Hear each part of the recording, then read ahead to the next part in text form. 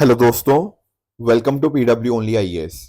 दोस्तों, बात करें अगर हम द हिंदू के फ्रंट पेज की, तो यहां हमें देखने को मिलेगा कि जम्मू के डोडा के अंदर 4 सोल्जर्स एंड एक पुलिसमैन वीर गति को प्राप्त हो गए हैं। अब आपके दिमाग में एक सवाल आएगा, सर जम्मू के अंदर पिछले दिनों के अंदर बहुत ज्यादा अटैक्स नहीं देखने को मिल रहे? The answer is yes. And यहाँ पर सरकार के द्वारा कुछ इसकी एक्सप्लेनेशन भी यहाँ पे प्रोवाइड करी गई है, या डिफेंस सोर्सेज ने ऐसा जो बताया है कि इसका एक मुख्य कारण पता क्या है, कि आज के समय अगर हम बात करें तो जो ग्राउंड इंटेलिजेंस वहां से मिलनी चाहिए वो पूरी तरह से क्रेडिबल हमें नहीं देखने को मिल रही। और जब इंटेलिजेंस नहीं है, हमें चीजों की जानकारी नहीं है, तो फिर इस तरह के अटैक्स देखने को मिल जाते हैं। क्योंकि देखो, इंटेलिजेंस ही एक तरह से हमारी सिक्योरिटी की बैकबोन रहती है। पहला पॉइंट ये हो गया। इसके साथ में अगर हम बात करें तो ऐसा भी बताया जा रहा है कि पिछले कुछ समय के अंदर हमने कम नंबर ऑफ सिक्योरिटी फोर्सेस यहाँ पे जम्मू वाले रीजन के अंदर तैनात करी थी, तो ये भी एक दिक्कत हुई। पर अब यहाँ पे वापस से उसको इंक्रीज किया जा रहा है। एक और जो बड़ा चैलेंज ये आया है कि ये जो टेररिस्ट होते हैं ना, ये चाइनीज मेड कम्युनिकेशन इक्विपमेंट को यूज कर रहे हैं जो चाइना के द्वारा बनाया गया है। एंड हमारे पास उसको इंटरसेप्ट करना अपने आप में काफी डिफिकल्ट हो रहा है। तो अगर वो आपस में बातचीत कर रहे हैं तो हमें जानकारी उसकी नहीं मिल पा रही। ये एक और बड़ा कंसर्न हमें देखने को मिल जाएगा। तो इस तरह से 3-4 रीजन यहाँ पे हमें बताए जा रहे हैं बाय डिफेंस सोर्सेस, जिसकी वजह से हमें देखने को मिल रहा है कि पिछले कुछ समय के अंदर बहुत ज्यादा अटैक्स या फिर हमें यहाँ पे देखने को मिल रहे हैं। ऐसा देखो, यहाँ पे हमारी फोर्सेस कोशिश पूरी कर रही हैं। ऐसा बताया जा रहा है कि अलग अलग सोर्सेस के द्वारा कि शायद 12 टेररिस्ट भारत में घुसे हुए हैं, कोई 14 कह रहा है, कोई 20 एस्टिमेट भी कर रहा है। No one knows exact number कितना है। पर आप जानते होंगे, कल हमने ऑपरेशन धनुष के बारे में भी डिस्कशन किया था। कोशिश यही है कि जो भी आपके नॉर्थ कश्मीर हो गया, कुपवारा हो गया, वहां पर हमारे जो एंटी मिलिटेंसी ऑपरेशन है ना, उसी का नाम यहाँ पे ऑपरेशन धनुष हमें देखने को मिल जाएगा। तो ये ऑपरेशन तो डेफिनेटली आपको पता होना चाहिए। बाकी हम एक्सपेक्ट करेंगे कि आने वाले समय के अंदर हमारे जो काउंटर टेररिस्ट ऑपरेशन है ना, वो बहुत ही सक्सेसफुल होंगे। एंड जितने भी टेररिस्ट भारत की धरती के अंदर घुसे हैं उनको हम अच्छे से मार गिराएंगे। दोस्तों, डेट है आज की 17 जुलाई 2024 एंड आप सभी का स्वागत है आज के प्रीलिम बूस्टर न्यूज डिस्कशन के अंदर। पहला जो हम टॉपिक डिस्कस करेंगे वो है ईईजी के बारे में। ईईजी क्या होता है? इलेक्ट्रोएन्सेफलोग्राफी। अब समझने की कोशिश करते हैं। देखो, यहां पर आप एक पर्सन देख पा रहे होंगे। अब इस पर्सन के ब्रेन के ऊपर बहुत सारे आप वायर्स देख पा रहे होंगे। बेसिकली ये वायर्स नहीं, एक तरह की क्या होती हैं, इलेक्ट्रोड्स होती हैं। ठीक है। अब ये मेजर क्या करती हैं सर इलेक्ट्रोड्स? देखो, इलेक्ट्रोड्स के माध्यम से ना आपके ब्रेन के अंदर जैसे जो सेल्स होते हैं जिनको हम न्यूरॉन्स के नाम से जानते हैं, अब न्यूरॉन्स की वजह से ही तो हमारी पूरी बॉडी चल पाती है। कोई भी आप एक्शन करते हो बॉडी के अंदर, कहीं ना कहीं वो न्यूरॉन्स की मदद से तो हो पा रहा है कि नहीं? बिल्कुल ठीक बात है। अब यहाँ पर ना आप नोटिस करोगे, हमारी बॉडी के अंदर जो डिफरेंट तरह के आपको आयंस या पार्टिकल्स देखने को मिल जाएंगे। ठीक है, इनकी मूवमेंट को ही ट्रैक करना, उसी को बोलते हैं इलेक्ट्रोएन्सेफलोग्राफी। बेसिकली क्या है, ब्रेन के अंदर जो भी इलेक्ट्रिकल एक्टिविटी हो रही है ना, उसी को ही मेजर किया जाता है by tracking the movement of these particular ions. अब ये आयंस किस तरह से मूव हो रहे हैं उसके हिसाब से इसी को बोलते हैं इलेक्ट्रोएन्सेफलोग्राफी। दरअसल में इलेक्ट्रोएन्सेफलोग्राफी 3 वर्ड से बना है। इलेक्ट्रो का मतलब इलेक्ट्रिकल एक्टिविटी के साथ हो गया, एन्सेफलो आपकी जो ब्रेन रिलेटेड चीजें होती हैं, एंड ग्राफी उसी का ही एक तरह से हम यहाँ पे उसका ही एक ग्राफ सा बनाने की कोशिश करते हैं, जैसे एक एक्टिविटी को ट्रैक करने की। जैसे इस तरह से आपके ईईजी का रिजल्ट हो सकता है। अब इसको यहाँ पे स्टडी किया जाएगा कि कैसे ये मूवमेंट हो रही है, एंड उसके हिसाब से हम इसको अलग अलग तरह से इसको हम इंटरप्रेट कर पाएंगे। फॉर एग्जाम्पल, अगर मान लो जो एपिलेप्सी होती है, एपिलेप्सी क्या होती है? मिर्गी, जो मिर्गी होती है ना, तो मिर्गी को डायग्नोस करना, वो यहाँ पे इसका एक मेजर एप्लीकेशन हो जाएगा। एनेस्थीसिया मान लीजिए आपको लगाया गया, उसका क्या इफेक्ट आया आपकी बॉडी के ऊपर। स्लीप पैटर्न को स्टडी करना हो गया। अगर कोई पर्सन कोमा में चला गया है तो उसके न्यूरोलॉजिकल एक्टिविटी को असेस करना, या फिर कई बार हम बोलते नहीं कि पर्सन का ब्रेन डेड हो गया है, उसको कंफर्म करने के लिए भी हमारे लिए ये ईईजी जो इलेक्ट्रोएन्सेफलोग्राफी है, ये मदद कर देता है। जैसा मैं आपको बता रहा था, यहाँ पर इलेक्ट्रोड्स को रखा जाता है स्कैल्प के ऊपर, जैसा आपने इस पिक्चर में देखा भी इस पर्सन के।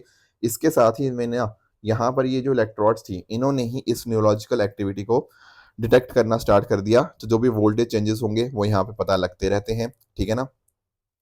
तो ये जो भी आपका इलेक्ट्रिकल एक्टिविटी आपकी स्किन से, आपके फ्लूइड, आपके बोन लेयर से जो भी आपका ट्रेवल करती है, उसको यहाँ पे इस तरह से ये मेजर करता रहता है। ध्यान रखने वाली बात ये है कि जो इलेक्ट्रोड्स है ना, इनकी पोजीशनिंग बहुत बहुत ज़्यादा इंपॉर्टेंट हो जाती है।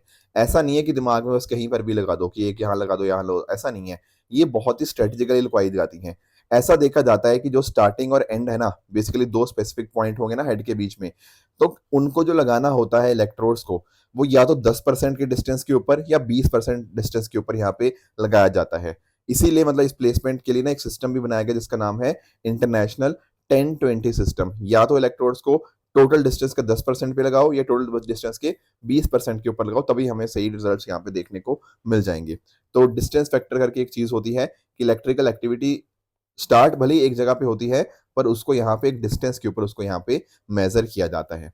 अब आपके दिमाग में आएगा, सर आप पढ़ाए तो जा रहे हो इलेक्ट्रोएन्सेफलोग्राफी और पढ़ा भी दिया आपने, पर हम इसको डिस्कस ही क्यों कर रहे हैं? देखो एक्चुअल में ना, जो इसकी अगर हम बात करें इसके डेवलपमेंट के प्रोसेस की, तो 2024 में दरअसल में 100 साल कंप्लीट हो चुके हैं इलेक्ट्रोएन्सेफलोग्राफी जब ह्यूमन के ऊपर कंडक्ट होनी स्टार्ट हुई थी। 1924 के अंदर जो हैंस बर्गर थे, उन्होंने पहली बार इसको रिकॉर्ड किया था। उससे पहले भी बहुत सारी चीजें हो रखी हैं, आपको जानने की जरूरत नहीं है। आपके लिए मेजरली 1924 वाली चीज है, क्योंकि ह्यूमंस के ऊपर तभी स्टार्ट हुई। पहले आपके डॉग्स के ऊपर, रैबिट्स के ऊपर ये सब हो रही थी, पर 1924 की डिस्कवरी आपके लिए सबसे ज्यादा इंपॉर्टेंट बन जाती है। अब फायदे देखो इसके क्या है। फायदे, एक तो पहली चीज ये नॉन इन्वेजिव है। देखो आपकी ब्रेन के अंदर इलेक्ट्रिकल एक्टिविटी को हमें नोटिस करना है। इसके लिए ऐसा नहीं हो रहा कि आप अपना दिमाग खोल रहे हो, नहीं, आपके तो दिमाग के डायरेक्टली ऊपर ये लग गया ना। ऐसा थोड़ी हुआ कि इस बंदे की एक्टिविटी हमने मेजर करनी थी तो दिमाग खोलना पड़ा, इन्वेड थोड़ी करना पड़ा उसके दिमाग के अंदर, तो ऊपर से पता लग गया। तो इसको बोलते हैं नॉन इन्वेजिव। ठीक है। एंड साथ साथ अगर हम बात करें, पेनलेस प्रोसीजर है, कोई यहाँ पे दिक्कत वाली बात है नहीं। उसके साथ ही इसकी एप्लीकेशन डिफरेंट डिफरेंट हैं, जैसे फॉर एग्जांपल एपिलेप्सी मैंने आपको बता दिया, स्लीप डिसऑर्डर हो गया, हेड इंजरी हो गया, ब्रेन ट्यूमर हो गया। इन सब चीजों को असेस करना, डायग्नोस करना ईईजी के माध्यम से हो सकता है। ये कंपैरेटिवली काफी हद तक कॉस्ट इफेक्टिव भी है, उतना ज्यादा खर्चा भी नहीं होता, पोर्टेबल भी है। जरूरी नहीं है कि आपको यहाँ पे हॉस्पिटल में ही करना है, आप घर पे भी ये चीज कर सकते हो अगर आपको ये चीज आती है करना। Plus at the same time काफी चीजों के लिए काफी अच्छा भी माना जाता है, and within a few milliseconds के अंदर आपको ये रिजल्ट भी प्रोवाइड कर देता है। हालांकि देखो ईईजी अच्छा है, नो डाउट अबाउट इट, पर साथ साथ हमारे पास और भी डिफरेंट डिफरेंट तरह के टेस्ट होते हैं जिनके माध्यम से हम चीज़ों को कंफर्म कर लेते हैं, जैसे आपका एमआरआई स्कैन हो गया। इस तरह की चीज़ें भी इसके अंदर हेल्प कर देती हैं। ठीक है। तो ये था ईईजी के बारे में। I hope that is clear to everyone. Next दोस्तों हमारा टॉपिक रहेगा one scientist one product initiative के बारे में। देखो दरअसल में हमारा आईसीएआर है ना, जो Indian council of agriculture research, वो यहाँ पर ये इनिशिएटिव को लॉन्च कर रहा है, one scientist one product initiative को। देखो यहाँ पर ना एक्चुअली हम बात करेंगे किसकी, एग्रीकल्चर की। अब जब हम बात करते हैं एग्रीकल्चर की, यहाँ पर दो मेजर समस्याएं आज के समय हमें देखने को मिलती हैं। पहली तो समस्या ये है कि सर हम बहुत सारी चीजें उगाते तो हैं इंडिया में, पर अगर हम बात करते हैं ऑयल सीड्स की, अगर हम बात करते हैं पल्सेस वगैरह की, तो यहाँ पर ना हम उतना ज़्यादा ग्रो नहीं कर पा रहे हैं। हमें बाकी कंट्रीज के ऊपर डिपेंडेंट होना पड़ता है, स्पेशली अगर मैं बात करूँ ऑयल सीड्स की, तो है कि नहीं? बिल्कुल सही बात है। दूसरी समस्या ये आ रही है कि सर क्लाइमेट जैसे जैसे चेंज हो रहा है ना, तो क्लाइमेट चेंज का इम्पैक्ट हमारे एग्रीकल्चर के ऊपर भी पड़ता है। बिल्कुल। तो ऐसे केस में क्लाइमेट चेंज को डील करने के लिए एग्रीकल्चर के अंदर हमारे पास ना क्लाइमेट रेजिलिएंट वैरायटीज होनी चाहिए, कि क्लाइमेट चेंज भले ही हो जाए, पर हमारे एग्रीकल्चर की प्रोडक्शन के ऊपर, उसकी यील्ड के ऊपर यहाँ पे इम्पैक्ट ना आए। तो अगर हमारे पास वैसे क्रॉप वैरायटीज होंगी ना, तो हमारे लिए फायदा होगा। बिल्कुल ठीक बात है। यही दो समस्याओं का जो एक तरह से इलाज है ना, वो है one scientist one product initiative. अब आप पूछेंगे ऐसा कैसे? देखो एक्चुअल में ना होगा यहाँ पे क्या, कि साल के स्टार्टिंग के ही साइंटिस्ट ना बता देंगे कि भाई हमारा प्रोजेक्ट क्या है एग्रीकल्चर के ऊपर। अब इससे पता क्या होगा, कई बार पता क्या होता था कि ना सरकार फंडिंग दिए जा रही है एक किसी काम के लिए, एंड उसी पर्टिकुलर प्रोजेक्ट के ऊपर ये पहला साइंटिस्ट भी लगा हुआ, दूसरा भी, तीसरा भी, और इनको एक दूसरे से पता ही नहीं है कि भाई दूसरा साइंटिस्ट सेम काम कर रहा है, तीसरा भी सेम काम कर रहा है। इसका चक्कर में पता क्या होता है, हमारा फंडिंग ना डुप्लीकेशन हो रहा है, कि हमने तो 100 करोड़ इसको भी दे दिया या वट एवर, 1 करोड़ इसको दे दिया, 1 करोड़ इसको दे दिया, 1 करोड़ इसको दे दिया, और रिजल्ट सेम ही निकला, क्योंकि तीनों को पता ही नहीं था कि एक दूसरा हम सेम ही प्रोजेक्ट पे काम करे जा रहे हैं।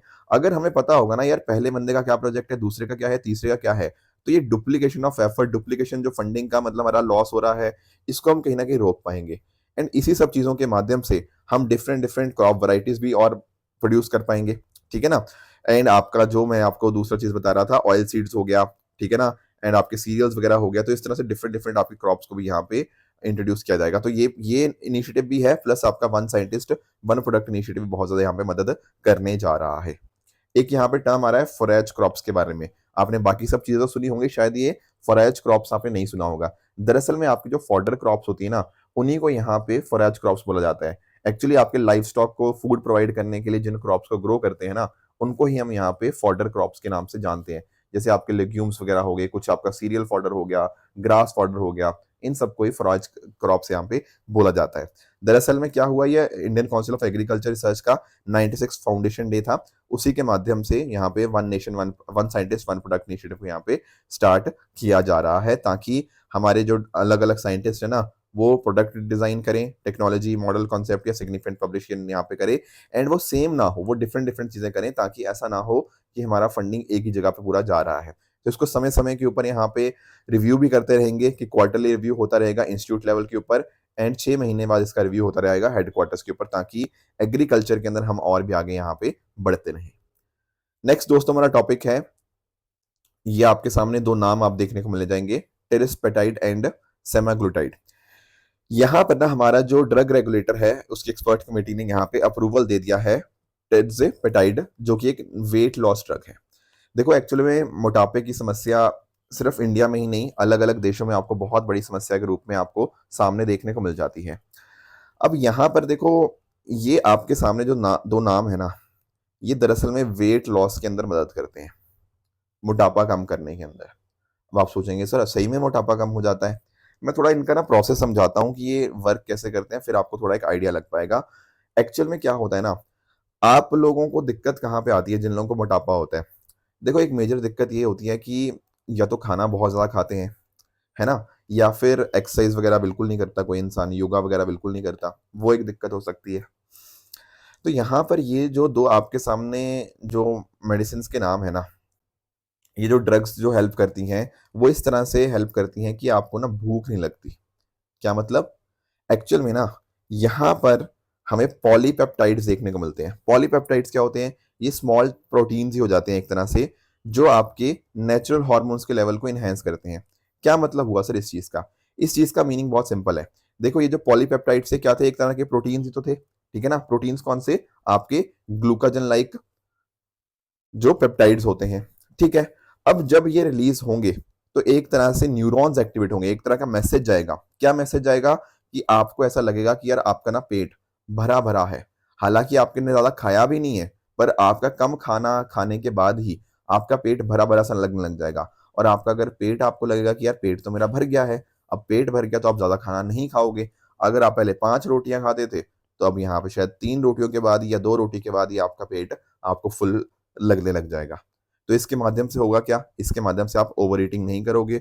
ओवर ईटिंग नहीं करोगे तो समय के साथ साथ आपका वेट लॉस भी यहाँ पे होता रहेगा। तो होता कुछ नहीं है, यहाँ पर आपके ब्रेन को और आपके डाइजेस्टिव लेवल्स को, यहाँ पर ये जो दोनों ड्रग्स है ना, इस पर्टिकुलर दोनों चीजों को यहाँ पे चेंज कर देती हैं, उनको इन्फ्लुएंस कर देती हैं। एंड क्योंकि ये जो आपके GLP-1 थे, बेसिकली ग्लूकाजन लाइक पेप्टाइड्स, ये यही काम करते हैं कि आपके ब्रेन और आपके डाइजेस्टिव ट्रैक्ट को यहाँ पे इन्फ्लुएंस कर देते हैं, जिसके माध्यम से आपको लगता है कि आपका पेट तो भर गया है। Plus at the same time आपके जो बॉडी में ग्लूकोज लेवल है, उसको भी रेगुलेट करते हैं, जिसके माध्यम से आपका डायबिटीज ट्रीट भी हो जाता है, ठीक है ना। तो अगर मैं बात करूं सेमाग्लूटाइड की, ये केवल GLP-1 रिसेप्टर्स यानी कि ग्लूकाजन लाइक पेप्टाइड्स रिसेप्टर्स को यहाँ पे टारगेट करता है। जो दूसरा है ना टेरिसपेटाइड, ये यहाँ पे इसके अंदर एक और हार्मोन भी होता है, glucose dependent insulin trophic polypeptide, जो एक तरह से वेट को एडिशनली रेगुलेट करता है आपके फैट सेल्स के थ्रू रिसेप्टर्स के माध्यम से भी। तो बेसिकली ध्यान ये रखना है कि क्या इनका फंक्शन क्या होता है। तो आई होप आपको पॉलीपेप्टाइड्स, ग्लूकाजन लाइक पेप्टाइड 1 आपको पता लग गया होगा। कल को ऐसे क्वेश्चन डायरेक्टली एग्जाम में आ जाते हैं कि किस चीज के लिए ट्रीट करने के लिए यूज की जाती हैं ड्रग्स, या फिर जो GLP-1 है ये आखिर क्या है। तो I hope that is clear to everyone. Next हमारा टॉपिक है इंडियन लेपर्ड के बारे में। देखो IUCN ने ना अभी इंडियन लेपर्ड्स के रिगार्डिंग उनके कंजर्वेशन स्टेटस को एग्जामिन करने की कोशिश करी है, जिसमें उन्होंने ये एक चीज पाई है कि लगभग 25% का डिक्लाइन हमें यहाँ पे देखने को मिल रहा है इंडियन लेपर्ड की पॉपुलेशन के अंदर ओवर द लास्ट 3 जनरेशंस। अब आप पूछेंगे सर 25% का डिक्लाइन हो गया? हाँ जी बिल्कुल। क्या कारण रहा इसका? इसके कारण जो बताए गए हैं वो यही है कि हैबिटेट का एक तो लॉस हो गया, फ्रेगमेंटेशन हो गया, इनको कई बार पोचिंग करी जाती है, इनको मार गिराया जाता है, एंड साथ ही साथ ह्यूमन लेपर्ड कॉन्फ्लिक्ट्स हमें देखने को मिल जाते हैं।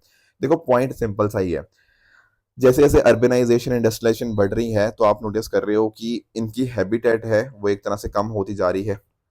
हम वहां पे अपने घर बनाते जा रहे हैं, घर बनाएंगे तो कहीं ना कहीं ये हमारे एरियाज में भी आएंगे, बेसिकली इनका ही एरिया था, हमने कैप्चर कर लिया। तो अपने एरिया में अगर ये जाएंगे तो कई बार एनिमल हमारे ह्यूमंस के साथ ही कॉन्फ्लिक्ट में आएंगे, उस केस में इनको कई बार मार गिराया जाता है, ठीक है, इनकी पोचिंग कर दी जाती है। तो यही सब कारण बने हैं कि लगभग 25% का डिक्लाइन इंडियन लेपर्ड की पॉपुलेशन में देखने को मिल रहा है। अब देखो लेपर्ड ना अलग अलग तरह के होते हैं, हमें क्या समझना है, हमें इंडियन लेपर्ड समझना है। इंडियन लेपर्ड की अगर मैं बात करूँ ना तो यहाँ पे इनका आईयूसीएन स्टेटस है नियर थ्रेटेंड। मैं फिर से एक बार बता दूं, समझना इस बात को, आप गूगल करोगे तो आपको लेपर्ड का जो आईयूसीएन स्टेटस होगा वो डिफरेंट डिफरेंट देखने को मिलेगा, पर ध्यान रखना यहाँ मैं बात कर रहा हूँ इंडियन लेपर्ड की। इंडियन लेपर्ड का जो आईयूसीएन स्टेटस है वो आपका नियर थ्रेटेंड ही है। अगर आप कहीं पे वल्नरेबल एंडेंजर्ड पढ़ रहे हो, वो लेपर्ड की डिफरेंट डिफरेंट और स्पीशीज की बात हो रही है वहां पे, नॉट द इंडियन लेपर्ड, ठीक है। Plus at the same time sites में अपेंडिक्स 1 में आपको देखने को मिल जाएगा, एंड डब्ल्यूपीए के अंदर आपको ये शेड्यूल 1 में देखने को मिल जाता है। लेपर्ड्स की देखो बात करें तो ये भी डेफिनेटली एक लार्ज कैट ही है जो लॉयंस, टाइगर्स एंड जैगुआर्स का काफी क्लोजली रिजेंबल करती है। कुछ एक फीचर्स जो आपको यहाँ पे पता होना चाहिए, इनका वेट 50 से लेकर 90 किलोग्राम के बीच में होता है, इनकी 210 सेंटीमीटर की लगभग लेंथ होती है टेल को अगर हम यहाँ पे छोड़ देते हैं। अब इनकी आप ना एक बार बॉडी की तरफ यहाँ पे नोटिस करना।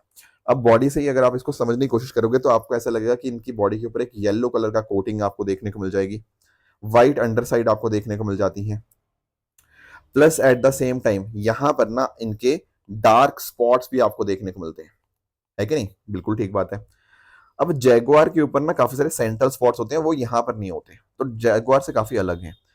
अब इनको ना अकेले रहना बड़ा पसंद है, ठीक है, तो जिसको बोलते हैं हम सॉलिटरी एनिमल्स, इनको अकेले रहना बहुत पसंद है।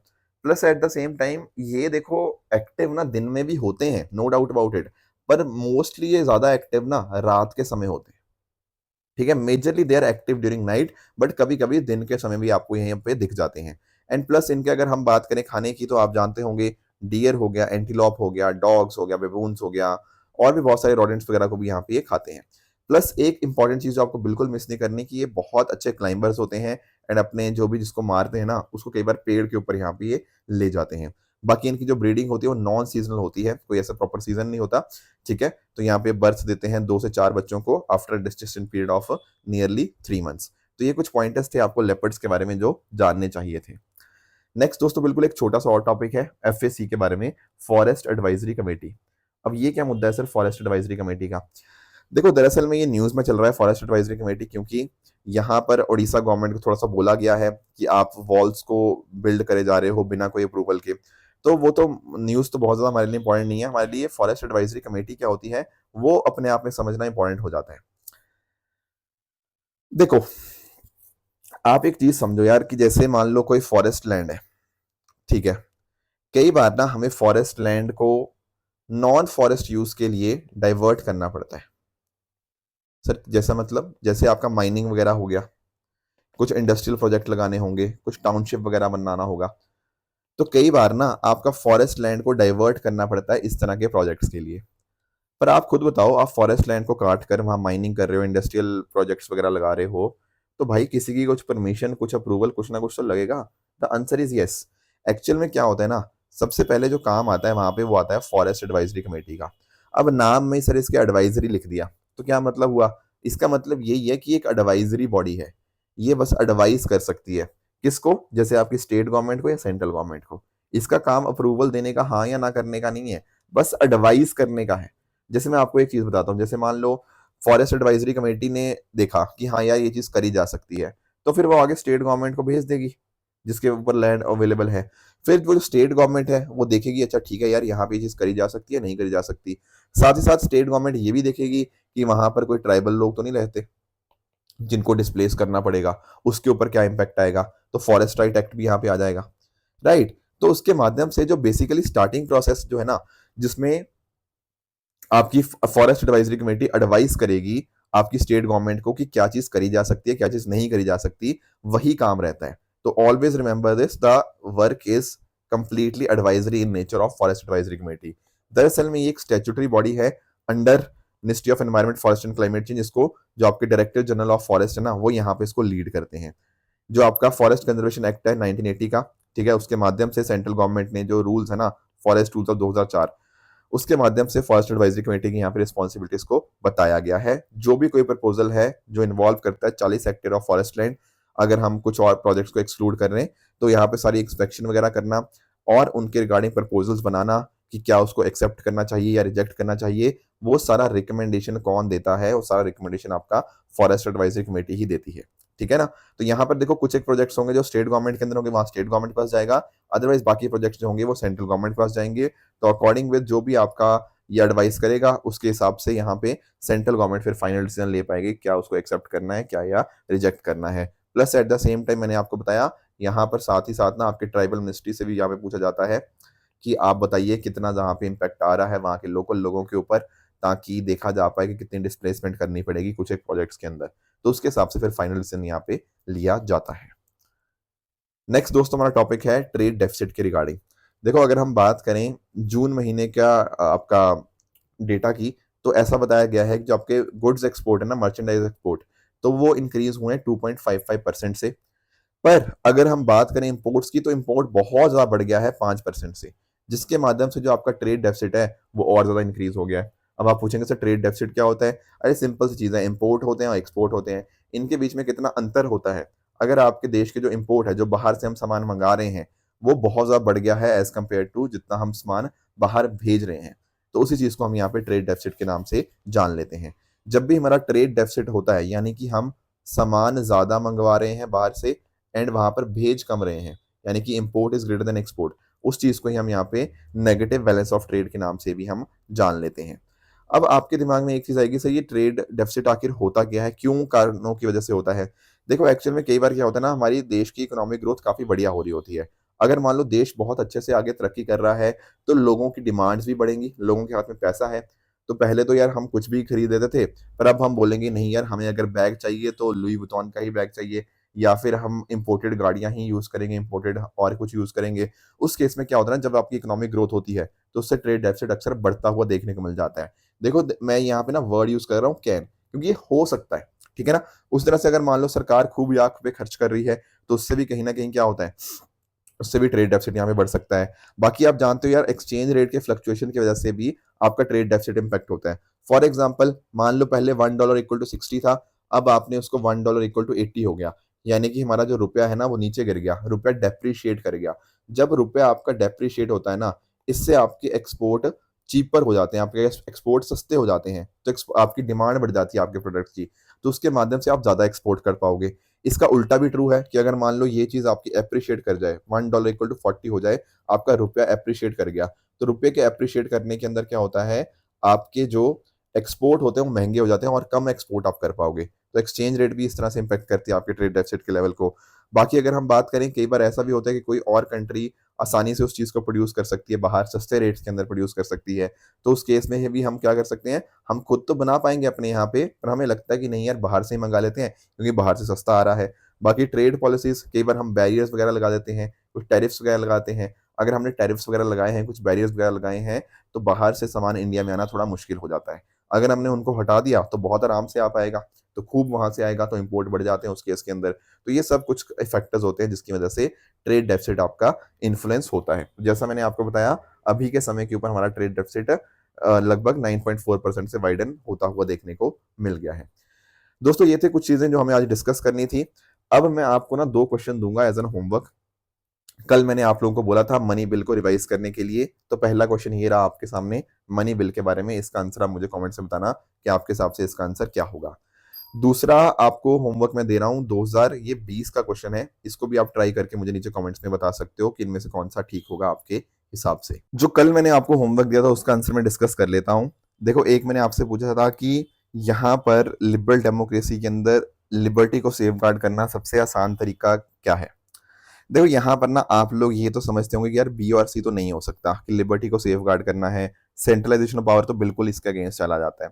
गवर्नमेंट इलेक्ट होना जरूरी है, but that does not mean कि वहां पे लिबर्टी प्रोटेक्टेड रहेगी। बहुत बार चुनी हुई सरकारें कुछ ऐसे फैसले लेती हैं जो लिबर्टी के अगेंस्ट होता है। तो बी और सी में तो कंफ्यूजन किसी को होना भी नहीं चाहिए। अक्सर ना बच्चे ए और डी में कंफ्यूज रहते हैं यहाँ पे। देखो यहाँ पर ना आप समझो कमिटेड जुडिशरी, कमिटेड जुडिशरी का मतलब क्या होता है? कमिटेड जुडिशरी का मतलब ये होता है कि आपकी जो जुडिशरी है ना, वो आपकी जो सरकार या जो रूलिंग पार्टी है उसकी पॉलिसीज के लिए कमिटेड रहे। आप खुद बताओ, अगर सर न्यायपालिका वही चीज करेगी जो आपकी सरकार कहेगी, तो क्या वहां पर आपकी लिबर्टी सेफ गार्डेड है? आंसर इज नो, नहीं है।